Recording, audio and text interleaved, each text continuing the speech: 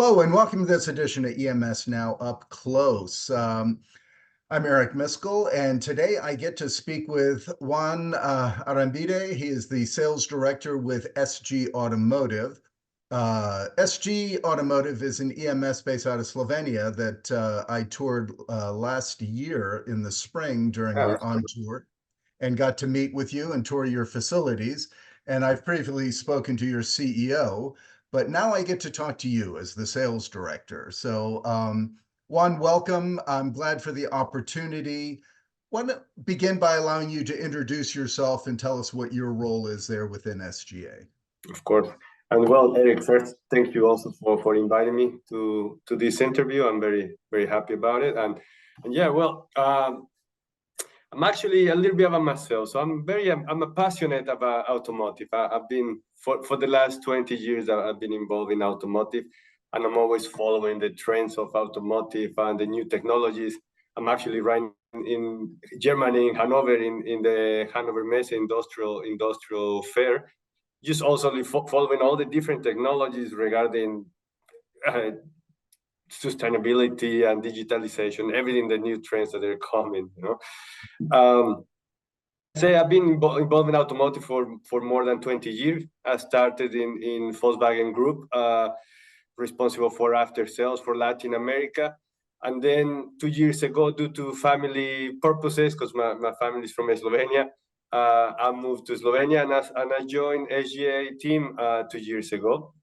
I took the responsibility of for the sales. And well, it's been a whole journey and a challenging way to go, because as you know, the trends in automotive, there's been ups and downs. So we have a lot of strategies. We have a lot of targets to reach. So it's been good. It's been busy for sure. Good. Well, before we get to the trends in automotive, and I definitely want to ask you about that, why don't you give, for the benefit of the audience, give an overview of SG Automotive, the company, kind of, and anything you care to share about them. Yeah. Well, SG Automotive actually started, as you say, is a EMS in Slovenia. It's located around 100 kilometers from the capital, which is Ljubljana. SG Automotive started around 20 years ago. It started actually as a cable supplier, started with cables, and then later on it moved into as a EMS.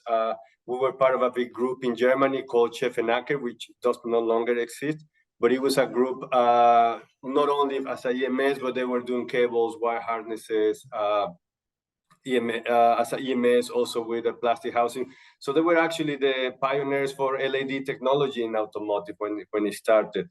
So we were working with them as an EMS and with LED technology as well. Well, just about also 2 years ago, we got new shareholders in the company, and we separated also from the group. We're now one SG Automotive company. And we just focus in as a EMS, but not only as a EMS, but we also like a system supplier. Our strategy changed a little bit into not only being a pure assembly of electronics, but also now trying to put together everything that we used to do before as the cable and as the plastic housing, and deliver the end product. And not only the end product, but also do the testing, calibration, and the packing, just as a full system supplier. So this is one of our strategies that we have, and that has been working. It's been working good. Yeah. And I remember touring the facility there, and was just the lasting impression I have was all this automation throughout the building, right? And some very unique machinery as well, obviously because of the history in the automotive sector. So I guess that's a lead up to say, how do you differentiate? Is it that heavy kind of concentration? Yeah, well, all these machines, they're in use every day for sure. And some of the machines, for example, laser marking, that it started to be used a lot in the premium brands, for example. Now customers, they're asking us again because they're more demanding in regards to quality. So yeah, we have in our production line, we have 4 SMD lines and 1 THT.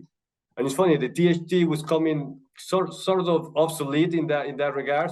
But just recently, back in the end of last year, we got actually our first non-automotive customer, and it's actually for smart furniture, for control boxes, for adjustable furniture, for elevation, for example, and we are now using all these THT, like, because they're using big components, for example. So it's coming back to us, which is great. Yeah, the rumor that THT was going to go away is never going to be realized, I don't think. So Correct. let me ask you about let's get into the automotive. That's clearly where, SG is very strong. It's in the name. It says automotive, right? That's the A. So how is the European automotive industry performing these days? Well, actually, it's from the end of last year, it started with some up and downs. I mean, we started to see a decrease in orders from the OEMs. So we actually are, in one cases, we are tier 2 suppliers, and in some other cases, we're tier 1 suppliers. So we act as both tier 1 and tier 2. So we get also from the tier 1s just decrease of orders, and that's coming from the OEMs. So it's been a little challenging in that regards. I guess sales are not as expected as it's supposed to be. Also considering that e-mobility or electrical vehicles supposed to boom very hard, and it's not happening really. It's not happening, not even by the OEMs, and also in the infrastructure in all the different countries and all the facilities, right? But yeah, in that regards, yeah, it's been kind of turbulent in the European market for sure.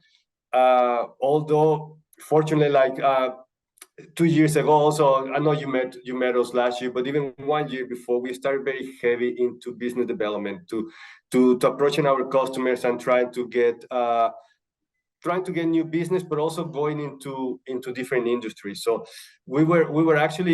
we stay, just like our name says, SG Automotive. We're very focused. I think we're like 90% automotive still, but we're trying to stay in automotive at that level with nominal value, and we're still receiving many projects in automotive, but we're trying also to diversify into other industries like I mentioned, like smart furniture or the medical or energy, or even e-mobility as well, and just as a balance. So in case of automotive, like there's always, I mean, I've been in the industry for many years. In Volkswagen, we have many recessions, and we were number one, then going down, etc. So in case something happens, just to minimize that risk of being just fully dependent on automotive, because it's kind of risky to be dependent just in one segment, in one industry, Yeah, no, and that makes sense, right? To diversify that customer base. But I think despite the challenges, SGA has managed to start a few new projects in the automotive sector, recently. So to what do you attribute that success? I believe is one is this heavy business development strategy that we took. Of course, starting from, because as you know, in automotive, it takes 2 years for the project to start developing, even longer for it start to SOP.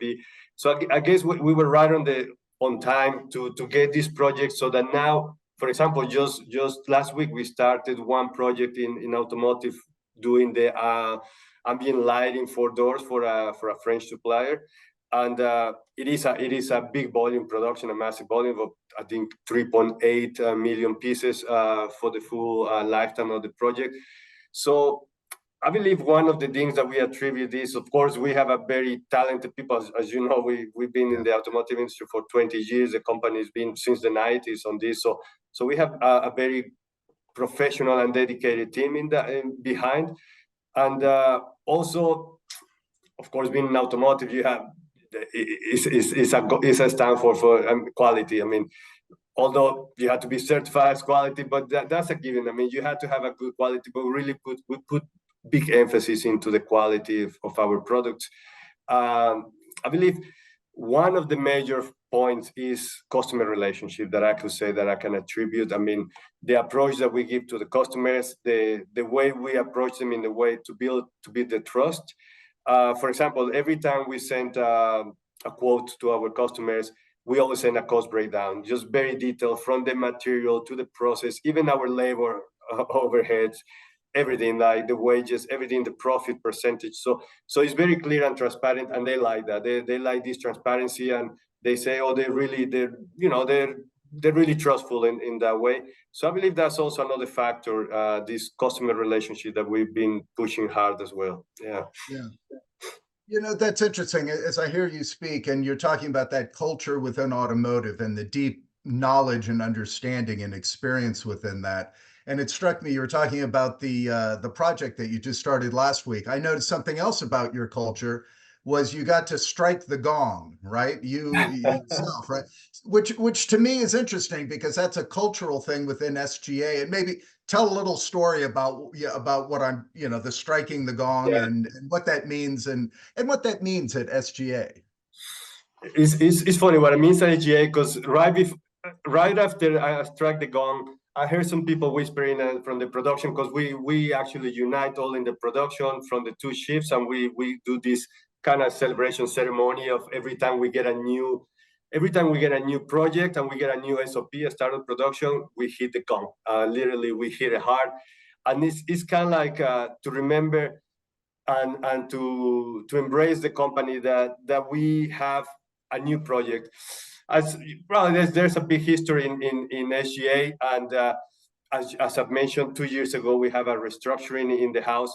So there were not many projects coming in because of this restructuring. So we were doing a lot of spare parts, all projects, but we were not getting new projects.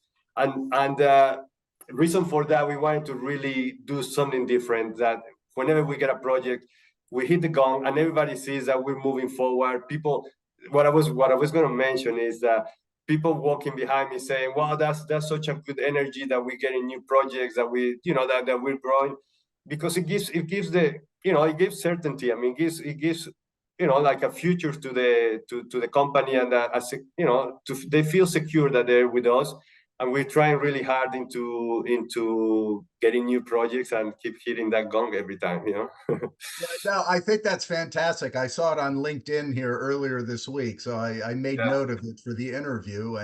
And I'll say my background training's in organizational psychology. So when I see things like that that build the culture within a company, I think that those are great examples and great celebrations that really kind of bind a company and strengthen that. So Yeah, I like that. And we're gonna continue doing it because it does unite as well the team. I mean, it's not many that, for example, right now we had two shifts. I mean, in the good days of Asia we had three shifts, but right now we're two, and we're moving forward to build the third one, right? And you don't always see the second shift because it's at night or late in the afternoon that night. So we do it exactly when the two shifts meet together. When you finish at 2 o'clock and the other one comes. So I saw many new different faces as well that I didn't get to see before because of this different of shifts, right? And you get to know the people as well, and you get to interact with the people as well, that you to be part of the team, because at the end of the day they're the ones who are doing the hard work. I mean, in the production line, and without them we could not do it, right? right. No, exactly. Listen, I wanted to kind of circle back to the kind of the EMS business aspect. In your opinion, and I know you were with VW for quite a few years, and you've been, on the OEM side as well of the Yeah. relationship, which I think always brings a good balance and a good perspective, right? So what do you think is really required to serve the automotive sector well as an EMS company? Well, as an EMS, for sure, you need to have a very well-defined supply chain. For example, you know that 2 years ago we hit this lack of components, for example, and everybody was trying to get overstock or trying to get stock of materials so that they could not stop the supply chains and to the OEMs, even though it was hard, it was unstoppable. I mean, even the OEMs that were supplying vehicles without radios, for example, or without chips, remember? Oh yeah.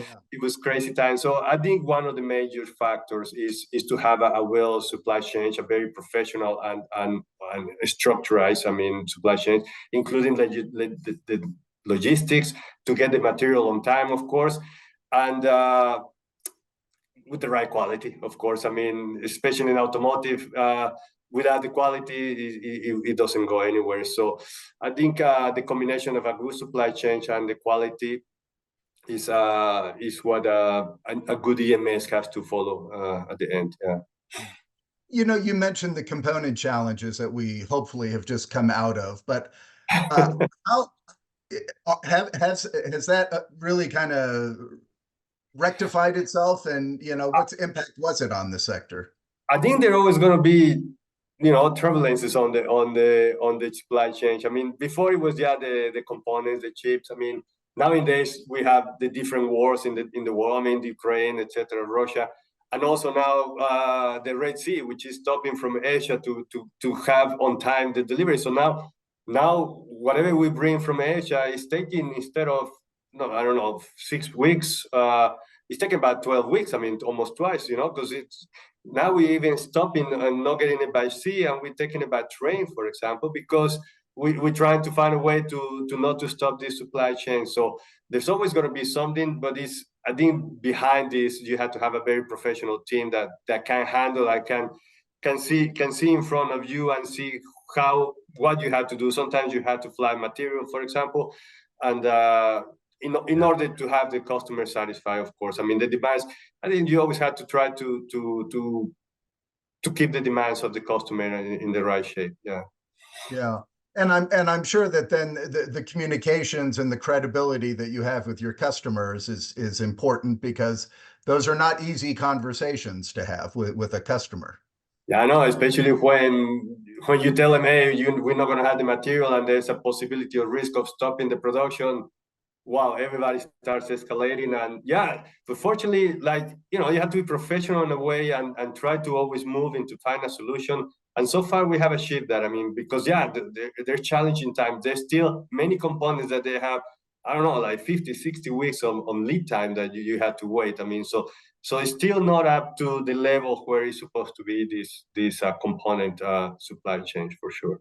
But everybody's trying to get into trying to get better and trying to improve. Of course, that's a fact. Yeah.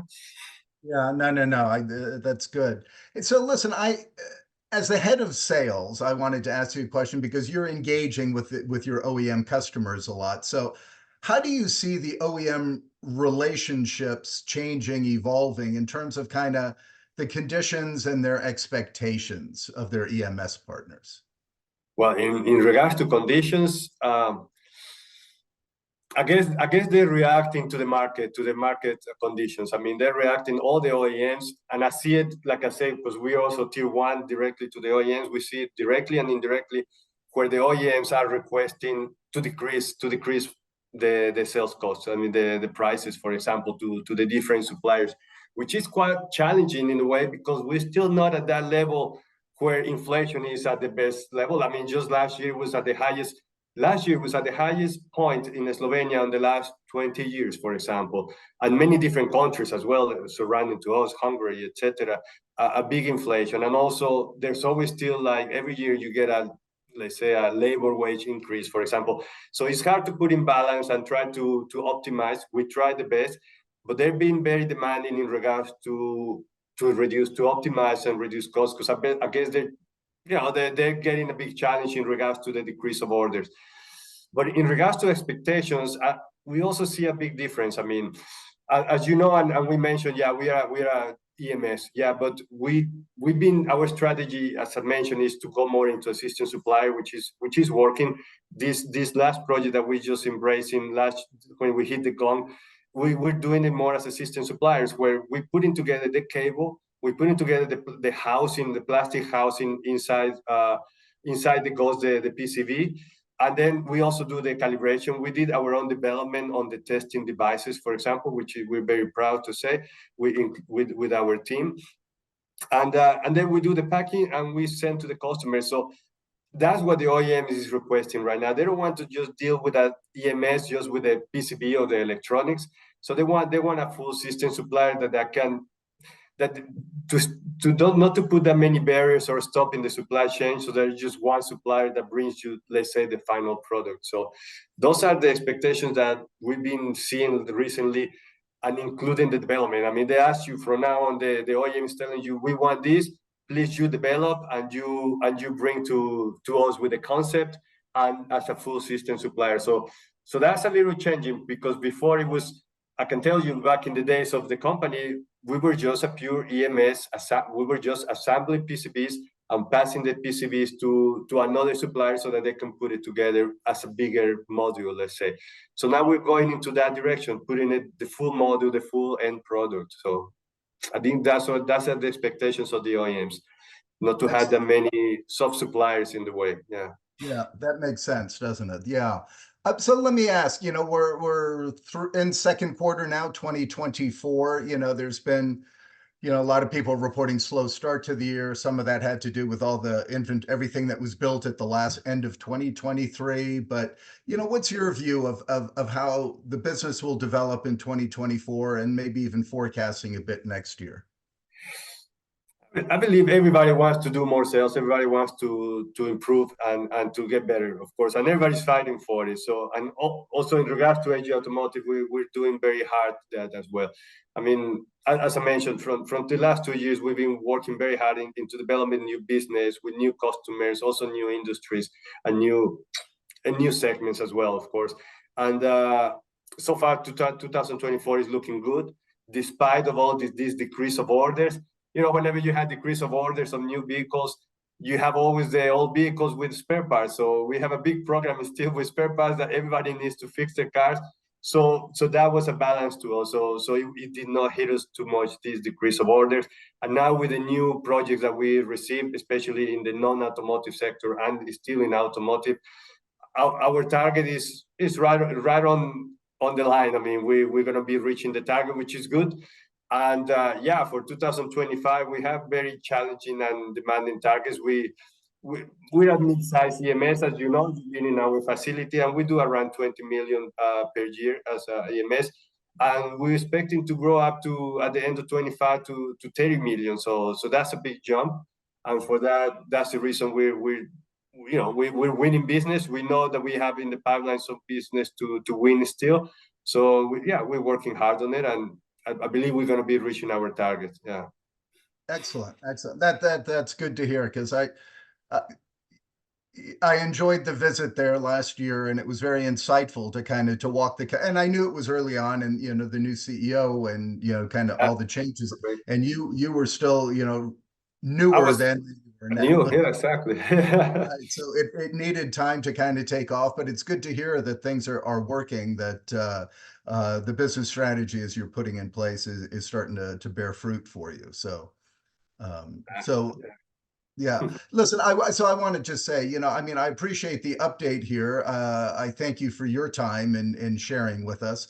And I hope we can catch up in the future, and hopefully there's lots more gongs that get rung between now and then, and that all your hard efforts pay off. Yeah, for sure. Hey, we will invite you for the next one. Hopefully whenever you're around, hopefully there's one more introduction of a new project, and we will invite you so that you can actually do the actual video celebration on it. That would be great. It's a very motivational way to go for the people, for sure. It absolutely is, and I have fond memories. I found Slovenia to be a fantastic country, and the people were wonderful. So I would look for an opportunity to come back. So thank you. All right, Juan, continued success, sir. Thank you very much, and thank you for this time and for being able to talk to you. Okay, we keep in touch. Absolutely. Thank you. Thank you.